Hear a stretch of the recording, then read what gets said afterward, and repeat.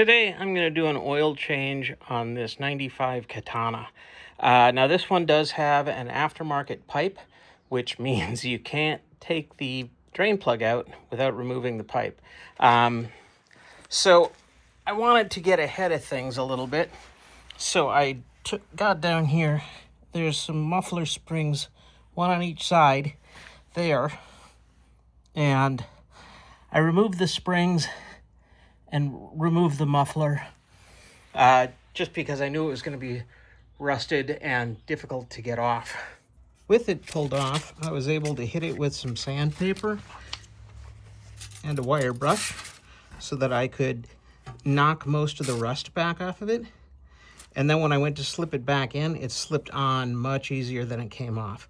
That means I won't have to fight with it when it is hot. So now I've got to push the bike out of the garage and warm it up. And there's the drain plug. You can see it's right above the muffler, or the exhaust pipe right there. So once it's warm, I'll be able to pull this off again. I'm not going to bother putting the springs back on. But yeah, I'll get it warmed up to circulate the oil, and then I can pull out the drain plug and drain it.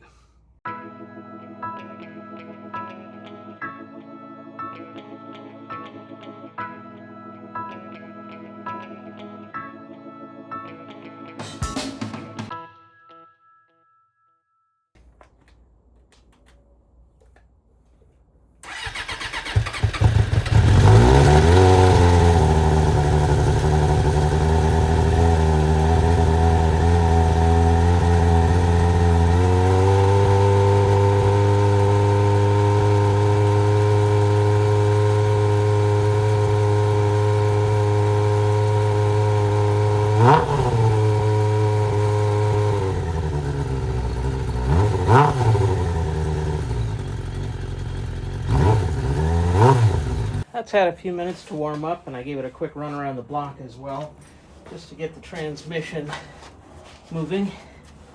And so now, we'll see if my efforts pay off and if I can get this hot exhaust pipe out of the way.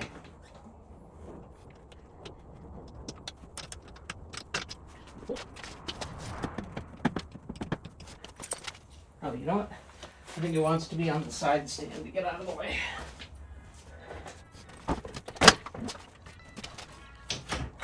Yeah, much easier.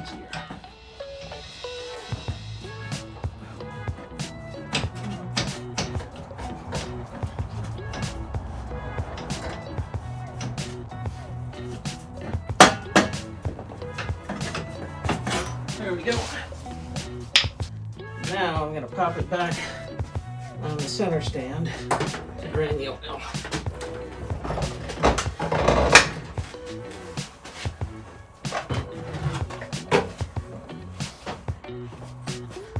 Get my drain pan, and I'm pretty sure that bolt I showed you is a 17 millimeter. Well, I was quite a bit wrong with my guess about the bolt size.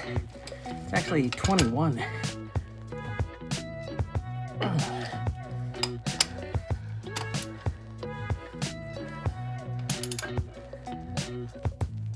And it's on there pretty good. There it goes.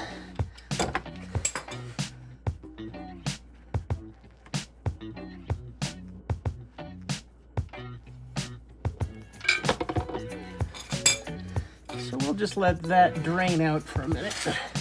While that finishes draining, I'll show you this. This little window, portal, just to get to your oil fill plug.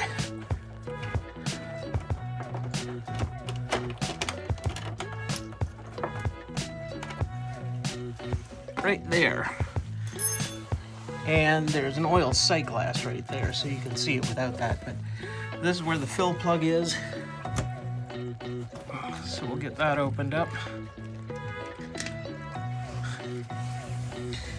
And the other thing I'll show you, even though I'm not doing it today, the oil filter is right here at the front. I don't happen to have one, so I'm just gonna run that one for one more change. So it looks like we're just about done draining, and I'm just having a look at the magnetic plug. You can see it's just got a little smear of gray on there, but there's no parts or anything that makes me worried. So we're going to get that plugged back in and fill it up with oil. These oil-cooled Suzukis take a lot of oil since they run it through the radiator as well, so they take pretty close to 4 quarts of oil. For the record, I did reuse the crush washer. I'd always advise replacing those when you do it, but I've often skipped that, and I've never had one leak. So maybe this will be the time that I regret my decision.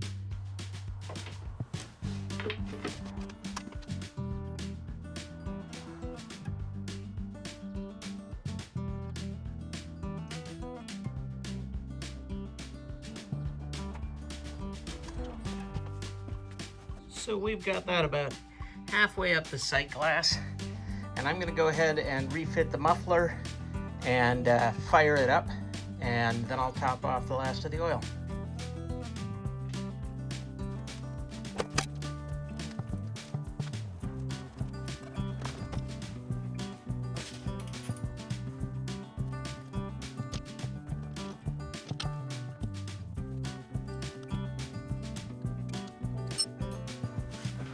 These springs can be a little bit tricky, but having a spring pulling tool like this helps immensely.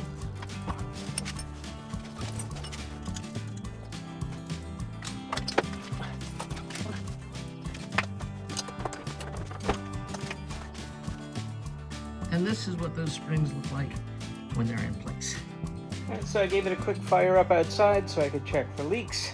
It all looks good, and so we'll just top off the oil and get our little door back on, and she'll be done.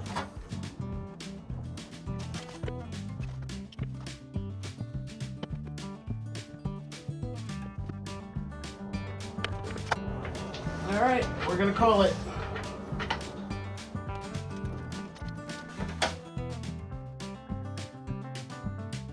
And now she'll have fresh oil. You know, that would be it.